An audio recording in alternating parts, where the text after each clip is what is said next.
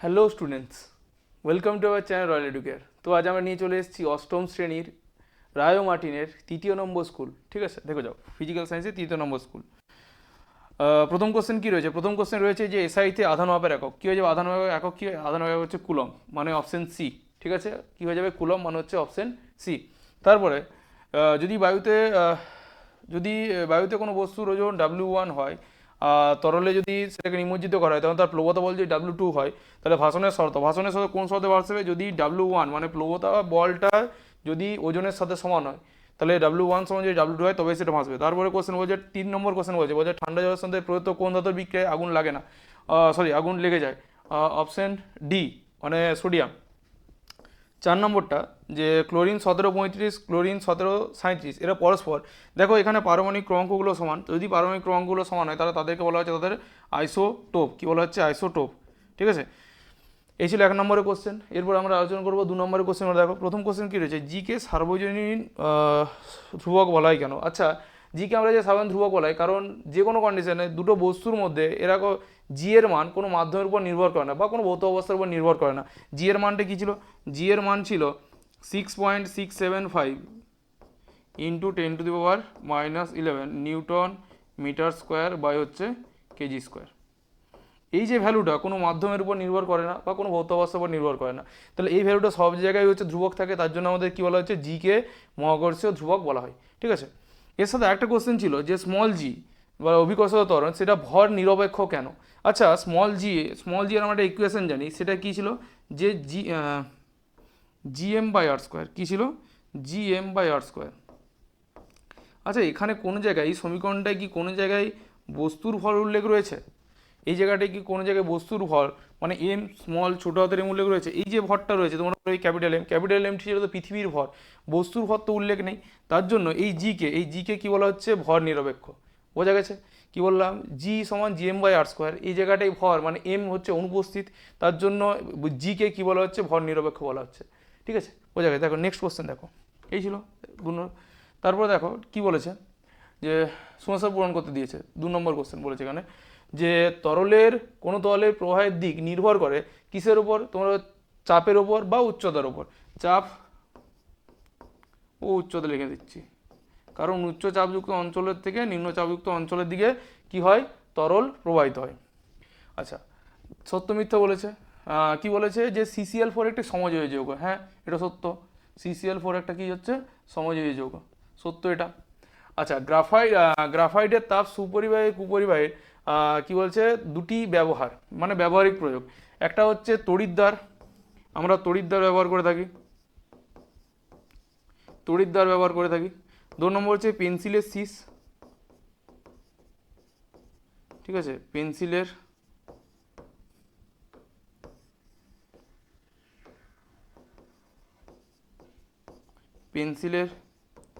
শীষ।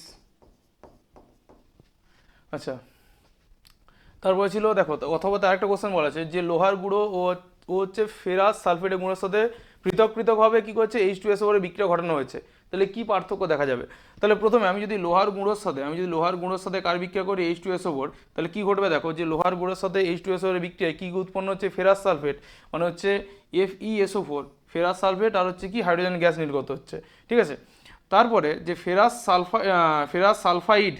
সালফাইডের সংকেত হচ্ছে FeS, তার সাথে যদি H2SO বলে বিক্রিয়া ঘটানো হয় তাহলে হচ্ছে এখানেও ফেরাস সালফাইড উৎপন্ন হচ্ছে, কিন্তু এখানে হাইড্রোজেন সালফাইড গ্যাস উৎপন্ন হচ্ছে। এখানে উৎপন্ন হচ্ছিল হাইড্রোজেন গ্যাস, এখানে উৎপন্ন হচ্ছে হাইড্রোজেন সালফাইড গ্যাস উৎপন্ন হচ্ছে। ঠিক আছে, এই ছিল। আচ্ছা, আমাকে একটা স্তম্ভ মেলানোর কথা বলা হয়েছে। দেখো 3,000 কোশ্চেনটা, বায়ুর চাপ হচ্ছে কত? তাহলে এটা কি হয়ে যাবে? বায়ুর চাপ দেখো 76 সেমি পারস্তম্ভের চাপ, মানে এটা হয়ে যাবে অপশন 3, যেটা ছিল এটা 76 সেমি পারস্তম্ভের চাপ। অবাধে পতনশীল বস্তুর এখানে দেওয়া আছে গ্যালিলিও আবিষ্কার করার সূত্র, তাহলে এটা হয়ে যাবে অপশন 1। আচ্ছা, Al2O3 অ্যালুমিনিয়াম অক্সাইড, এটা হচ্ছে কি? এটা হচ্ছে আমাদের উভধর্মী অক্সাইড, তাহলে অপশন 4। তারপরে বলেছে যে বেশি প্রসারণশীল ধাতু একটাই বাকি রয়েছে, যেটা ছিল Au সোনা। ঠিক আছে, তাহলে অপশন 2 হয়ে যাবে এখানে। ঠিক আছে, এরপরে দেখো। আচ্ছা, দেখো এখানে একটা ম্যাথ করতে বলে কি বলেছে যে একটি বস্তুকে স্প্রিং তুলে ঝুলিয়ে কত পার দেখা যাচ্ছে যে 10 কেজি বস্তুর উপর ক্রিয়াশীল বলের পরিমাণ নিউটন এককে নির্ণয় করতে বলেছে। আচ্ছা, তার সাথে একটা সংখ্যা ছিল ড্যাক ডাইন, তারপর পরে করছি। দেখো এখানে এম এর ভ্যালু কত দেওয়া আছে? এম এর ভ্যালু দেওয়া আছে 10 কেজি। এম এর ভ্যালু কত দেওয়া আছে? এম এর ভ্যালু দেওয়া আছে 10 কেজি। আচ্ছা, বস্তুর নিউটন এককে মানে আমাকে এফ সমান যদি আমি বের করি তাহলে এম সমান কী হয়? এফ সমান কী হচ্ছে, বা ডাব্লিউ সমান হচ্ছে এমজি। আমি যদি সেটাও যদি উল্লেখ করি, ডাব্লিউ সমান হচ্ছে কী হচ্ছে? এমজি। তাহলে এম এর ভ্যালু দেওয়া আছে 10 কেজি, আর জি সবসময়ের জন্য কত হবে? জি এর ভ্যালু কত আসবে? জি আমরা জানি 9.8। ঠিক আছে, কত আসবে? 9.8। এটা অ্যাকচুয়ালি এটা হয় কেজি, আর এটা ছিল মিটার পার সেকেন্ড স্কোয়ার, যেটাকেই আমরা বলে থাকি নিউটন। মানে কত আসবে অ্যান্সার? 98 নিউটন। আশা করি বোঝা গেছে। কত আসবে অ্যান্সার? 98 নিউটন। আচ্ছা, এর সাথে একটা কোশ্চেন ছিল যে এক ডাইন কাকে বলে? এক ডাইন কাকে বলে যদি বলি যে যে পরিমাণ বল প্রয়োগ করে কোনো বস্তুর ওপর, কি বলছে, 1 গ্রাম কোনো বস্তুর উপর, কোনো বস্তু নয়, 1 গ্রাম কোনো বস্তুর উপর কত বল, তার উপর কত ত্বরণ সৃষ্টি করা যায়? 1 মিটার/সেকেন্ড স্কোয়ার। এটা কি হচ্ছে? 1 মিটার/সেকেন্ড স্কোয়ার ত্বরণ সৃষ্টি করা হয়, তখন তাকে বলা হচ্ছে এক ডাইন। সেই পরিমাণ বলকে আমরা কি বলে থাকি? সেই পরিমাণ বলকে বলে থাকি এক ডাইন। আশা করি বোঝা গেছে। ঠিক আছে, এরপর দেখো। আচ্ছা, এর সাথে আর কি রয়েছে? এর সাথেও রয়েছে একটা কোশ্চেন রয়েছে। দেখো 2 নম্বর কোশ্চেন, 3 নম্বর কোশ্চেনটা দেখো, যে ধাতু আর অধাতুর মধ্যে দুটো পার্থক্য। আমরা পারবো যে ধাতু হচ্ছে কঠিন আর অধাতু হচ্ছে কঠিন, তরল বা গ্যাসীয়, যা খুশি হতে পারে। তাদের ধাতুর মধ্যেও একটা ব্যতিক্রম ছিল, যেটা হচ্ছে তরল অবস্থাকে, সেটা ছিল পারদ। আচ্ছা, যদি বলি তড়িৎ পরিবাহের ক্ষেত্রে যে ধাতু হচ্ছে তড়িৎ পরিবহন করবে, কিন্তু অধাতু হচ্ছে কি তড়িৎ পরিবহন বা তাপ পরিবহন করে না। ঠিক আছে, লিখতে পারো কি তার মধ্যে ব্যতিক্রম রয়েছে। আচ্ছা, এর সাথে একটা কোশ্চেন ছিল অথবাতে, যে সমযোজী ও তড়িৎযোজী যৌগের মধ্যে দুটি পার্থক্য।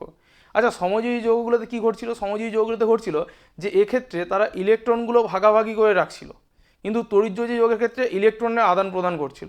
ঠিক আছে, সমযোজী যৌগগুলো জৈব দ্রাবকে হচ্ছে দ্রবীভূত, আর এগুলো হচ্ছে পোলার দ্রাবক, মানে জল বা পোলার দ্রাবকে হচ্ছে দ্রবীভূত। ঠিক আছে, তাহলে দুটো পার্থক্য লিখে নেবে। নেক্সট কোশ্চেন দেখো কী বলেছে। 4 ঘর্ষণ বলে দুটো পার্থক্য। ঘর্ষণ বল কি হচ্ছে? ঘর্ষণ বল আমরা যেদিকে ক্রিয়া করি তার বিপরীত দিকে সবসময় ক্রিয়া করে ঘর্ষণ বল। তাহলে 1 নম্বর পার্থক্য লিখে নেবে যে ঘর্ষণ বল সর্বদা বস্তুর গতির বিপরীতে কাজ করে। আর তারপর 2 নম্বর হচ্ছে এটি একটি স্পর্শ বল, অর্থাৎ দুটি তলের সংস্পর্শ ছাড়া ঘর্ষণ বল সৃষ্টি হয়। যদি না আমরা সংস্পর্শে আনি কোনো দুটো বস্তুকে, তাহলে সেক্ষেত্রে ঘর্ষণ বলের সৃষ্টি হবে না। তাহলে দুটো বলা আছে, দুটো লিখে নেবে। আচ্ছা, এর সাথে আরেকটা অঙ্ক দিয়েছিল বিয়েতে একটা অঙ্ক দিয়েছিল, এটা কি বলেছিল যে হাফ লিটার একটি তরলবর্তী বোতলের ভর দেওয়া আছে 1 কেজি, তার ঘনত্ব সিজিএসে কত হবে? আচ্ছা, হাফ লিটার। ঠিক আছে, তাহলে হাফ লিটারকে প্রথমে আমি যদি সিজিএসে নিয়ে যাই, সেটা হচ্ছে কত? হাফ ইন্টু হচ্ছে 1000 এত সেন্টিমিটার কিউ যদি বলি, এর ভ্যালু কত আসবে? আর এটা কাটাকুটি করবো, কত আসবে? 500। তাহলে আসবে 500 সেন্টিমিটার কিউব। ঠিক আছে, এরপরে ভর ভর কত ছিল? এম কত ছিল? এম ছিল হচ্ছে 1 কেজি, যেটাকে আমি কিসে নিয়ে যাচ্ছি? কিসে গ্রামে নিয়ে যাবো, তাহলে 1000 গ্রাম। ঠিক আছে, আমাকে বের করতে বলছে ঘনত্ব M/V। ঠিক আছে, এম এর ভ্যালু দেওয়া আছে 500, আর ভি এর মান দেওয়া আছে কত? সরি, 1000/500। কাটাকুটি করবে, দেখবে আসবে কত? 2। তাহলে এখানে কত পাবো? 2 গ্রাম পার সেন্টিমিটার কিউব। ঠিক আছে, পেয়ে যাবো এটা। তাহলে কী পাবো অ্যান্সার? 2 গ্রাম/সেন্টিমিটার কিউব। আচ্ছা, এটা ছিল। আচ্ছা, এর সাথে তারপরে কোশ্চেন কি বলছে? বলছে চিনির গুঁড়ো আর হচ্ছে পোড়াচুনের গুঁড়োকে যদি রাসায়নিক বিক্রিয়া ঘটানো হয়, তাহলে আমরা প্রথমে পোড়াচুনের গুঁড়োর সাথে পোড়াচুন মানে হচ্ছে কি? ক্যালসিয়াম অক্সাইড মানে CaO। ঠিক আছে, তার সাথে যদি রাসায়নিক বিক্রিয়া ঘটানো হয়, কার সাথে রাসায়নিক বিক্রিয়া ঘটানো হয়? কীভাবে তুমি রাসায়নিক ধর্মের সাহায্যে শনাক্ত করে? আমরা দুজনের সাথেই আমরা যদি HCl মানে হাইড্রোক্লোরিক অ্যাসিডে বিক্রিয়া করি, যেটা পোড়া চুন ছিল, তাহলে সেটা কি হচ্ছে? হাইড্রোক্লোরিক অ্যাসিড মানে HCl এর সাথে বিক্রিয়া করে ক্যালসিয়াম ক্লোরাইড উৎপন্ন করবে, CaCl2, আর হচ্ছে জল উৎপন্ন করবে। কিন্তু চিনি হচ্ছে কি? অ্যাসিডের সাথে কোনো বিক্রিয়া করবে না। তাহলে আমরা সহজেই বুঝতে পারবো যে একটা চিনির গুঁড়ো ছিল আর একটা হচ্ছে পোড়াচুনের গুঁড়ো ছিল। বোঝা গেছে? এইটা লিখে নেবে এই পার্টটা। তারপরে অথবাতে বিয়েতে একটা কোশ্চেন বলেছিল যে অ্যালুমিনিয়াম সালফেট। বিয়েতে একটা কোশ্চেন কি বলেছিল? অ্যালুমিনিয়াম সালফেট, তার সংকেত লিখতে বলেছিল। কী হবে? Al2 Al2SO4 তার হোল 3। কারণ কি আমরা জানি অ্যালুমিনিয়ামের যোজ্য ছিল 3+, আর SO4 তার যোজ্য ছিল 2-, এর যোজ্যতা 2, এর যোজ্যতা 3, কী হয় সংকেত কী হয় ক্রস হয়ে যায়, তাহলে কী হচ্ছে Al2SO4 তার হোল 3, যেটা লেখা আছে এখানে। আচ্ছা, তারপরে কোশ্চেন বলছে অথবাতে কী বলছে দেখো, যে ডাল্টনের পরমাণুগত তত্ত্বের স্বীকার্য তোমাদের রয়েছে, যে ডাল্টন কী বলেছিল, যে প্রত্যেক পথে হচ্ছে অসংখ্য অবিভাজ্য কণা, যাকে আমরা কণা নিয়ে গঠিত, যাকে আমরা পরমাণু বলে থাকি।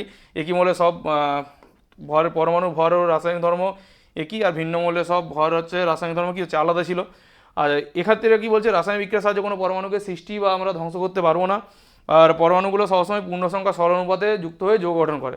ঠিক আছে, এর সাথে একটা কোশ্চেন ছিল যে অ্যামোনিয়া অণুর প্রাথমিক গঠন দেখাও। আচ্ছা, অ্যামোনিয়া অণুর হচ্ছে কি পিরামিডিক। আচ্ছা, কীরকমভাবে, ধরো এখানে এন একটা নাইট্রোজেন, তার সর্বোচ্চ কক্ষতে কটা ইলেকট্রন থাকে, তার সর্বোচ্চ কক্ষ থেকে 5টা ইলেকট্রন।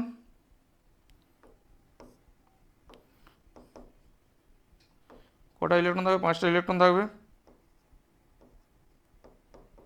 ঠিক আছে, হাইড্রোজেনের ক্ষেত্রে তাহলে 3টে হাইড্রোজেন, পিরামিডীয় আকার, তাহলে হাইড্রোজেন হাইড্রোজেন হাইড্রোজেন। এরা কী করবে, এই হাইড্রোজেনটা এর কাছ থেকে টোটাল 8টা ইলেকট্রন নিয়ে নেবে। 5টা ছিল, 3টে নিয়ে এসে 8টা হয়ে যাবে। এখান থেকে হাইড্রোজেন একটা নিল, এখান থেকে হাইড্রোজেন একটা নিল, এখান থেকে হাইড্রোজেন একটা নিল, মানে হাইড্রোজেন দুটো ইলেকট্রন নেবে। তাহলে যে আকারটা আসবে সেটা এক জোড়া নিঃসঙ্গ ইলেকট্রন যখন রয়ে যায়, আর অতএব এখানে হাইড্রোজেন, এখানে একযোজি বন্ধন, এখানে একযোজি বন্ধন, এখানে একযোজি বন্ধন। ঠিক আছে, তাহলে এই ছিল হচ্ছে অ্যামোনিয়ার গঠন। ঠিক আছে, এটা হচ্ছে সমাজে এক বন্ধন দ্বারা, একযোজি বন্ধন দ্বারা হয়তো আবদ্ধ।